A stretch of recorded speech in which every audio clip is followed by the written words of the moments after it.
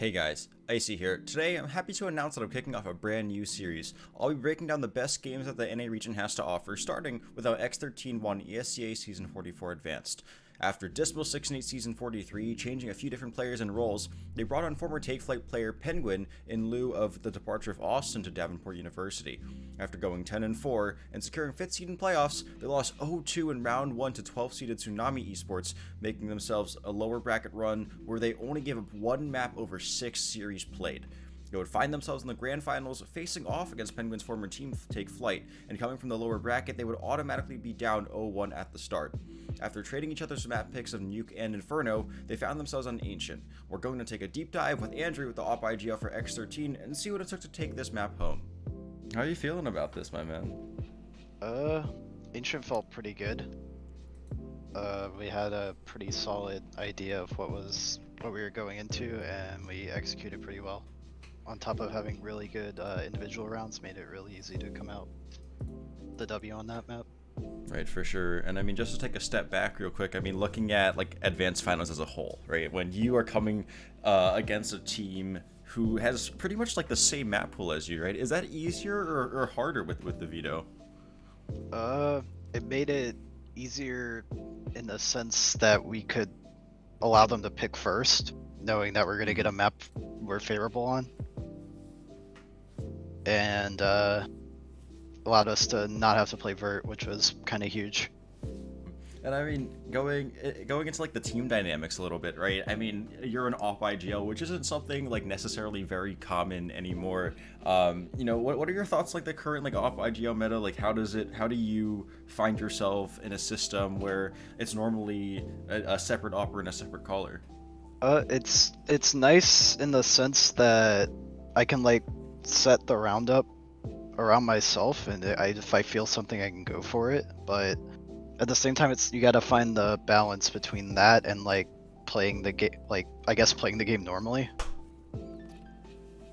Can you elaborate a little bit about Penguin's dominant run that kind of helped you guys through the lower bracket, where you know he averaged over 100 ADR, and he was just putting up absurd numbers every single round, every single map, every single series? You know, what's some insight that you can give into Penguin's just streak of dominance? I think during playoffs specifically, he started taking things a lot more seriously and put more time into like preparing himself for the matches. So once he got into the server, it felt like a different person kind of between the regular season and playoffs, in the sense of how serious he was taking things, which helps a lot. And the amount he was talking in game compared to the regular season also was much better. So he's kind of took it upon himself, and he plays really well. And you know, with like the recent Ancient changes, you know how the CTs have been moved like a second back, has that really changed your guys' take on the map at all? Yes, drastically. To start with old Ancient, our goal on CT side was every round to basically push mid, push B, and just take everything and take all those fights, right? They're pretty favorable. But now obviously they can like basically 50-50 you cave, 50-50 you as you're coming out of like mid house, so you have to be a little more creative with the way you take those fights, and it's definitely not possible. Like if we get to those spots, we will try to do it, but if the team's playing the map correctly, you will never be able to. So one thing I also did want to talk about was like this early aggression, right? Where you guys would sometimes like double walk an extremity, like here the next round, right, round 10, where I think you guys the riflers would double walk B ramp together. And again, is that like a setup that like they call, or is that something that you say like, hey, I want you guys to take ramp control, or is that something that they do on their own? I think this round they did it on their own. I like the call though, because we just destroyed a B hit, right? So right. More than likely they're not going to do that again. That part of the map's going to be like semi-weak. So they made that call on their own, and I really like it. And I also wanted to talk about like a few rounds that Takeflight did, right, where they kind of faked you out, right? There were 2 rounds where they kind of just like lurked with one player, and then like there was one round where it didn't work, which was round 10, but then the one after, I think it was Nyx who just lurked out towards A, and he got 1 kill, and then he drew like a full rotate over. Like you could see like in this round, right? if we go to like the overview, you can see with this one kill that Heiza gets, like the entire rotation is drawn over. And is that something that like you thought you had a read on? You know, is that something that Takeflight like to do in terms of like their game plan, where it's not really like they don't fake a lot and stuff like that? I think it might have been a lack of like comms or like calling numbers specifically. Mainly, I think like they've probably faked more than any team we played prior, so just a little antsy on the rotates and probably not having the best comms or not painting the entire picture to the other bomb site. Right, for sure. I mean, we can take a look at like the end. It's like 20 seconds on the round, and then like they throw this one smoke B, and then, like they did this 2 rounds before, right? So I completely understand like this rotate coming in, but then Nyx gets these 2 kills, which is like a huge thing, and then it draws the entire rotation over, right? If I'm not mistaken, I think Penguin peeked in front of that smoke and saw nothing as Feral died, so that's why that rotate came in. Yeah. Yeah. I feel like this one's just kind of unlucky. He just peeked down just ramp, saw nothing at 12 timing. seconds. Yeah. For sure, yeah. So I feel like the rotate's justified. It's just really unlucky. No, I definitely agree. I mean, I was watching it from like the Go TV, so all I saw was Nyx walking out A and getting 2 kills, and then the round just falling apart for you guys. And I just want you to walk me through this pistol. So your T side pistol, you know, you smoke off like mid house early from spawn, and then what's the call here? Because this got very chaotic. Drew calls the pistols, so I'm not too sure about this one. I'm pretty sure the call was to have 2 or 3 go house through the smoke, and I like fake donut presence. They happen to have 2 there. I got 1 bulleted, but yeah, right there, our first idea kind of broke down, and we started looking for fights. Well, I mean, it definitely worked, right? You killed Zans on B, and then I was like, oh, they're gonna go B now. Yeah, at this point, who knows what's going on? It's chaotic. Yeah, and then Umar. We had no idea they were 4A either, so. And also, I wanted to say, can we talk about a little bit about like tempo changes, right? We can see like in round 20, even though this is like it's an anti-eco, you guys like immediately just went 5A. Then the round after you went 5B. So like we see here, like you guys just go into the insta A exec. And so in your opinion, you know, what's the importance of, right, like these huge tempo changes from, you know, playing a passive default all game to really just popping out into a bomb site? The main reason I called this A rush is because we knew Umar saved his op. And I know Umar is not the type of opper to sit passively on the, I'd say A is the weak bomb site on this map, right? You generally play less people here. I know he's not going to sit there and just let his team play the round. He's going to go for something aggro elsewhere, so this is just a pretty educated guess on like where to go. So I just full confidence sent it. Right, for sure. Also he played A the last 2 rounds, so I kind of went into my decision making there. The next B pop I called, it's like 14-6. I can tell kind of the way, especially with this team, I can tell the way they're playing sometimes is kind of they start doing things, I guess, for lack of a better term, when they're not like having a great time. So just hope the solid B pop would work, and I think Umar tagged. I don't remember what happened here, but we just got owned. Yeah, got smoked off. Like a lot of utility being dropped. And I want to talk about, you know, a little bit about round 18, right? Where you guys have some pretty early aggression, right? Where you guys get Drew out towards mid very fast. He doesn't really overextend. But yeah, he gets out towards mid and is able to take some pretty decent control, right? And is this another like spawn call where he's like, oh, I have a great mid spawn, I'm gonna take fast mid, or is this like a, you know, like a strategy where it's like, oh, let's take as much space as we can get, that sort of thing?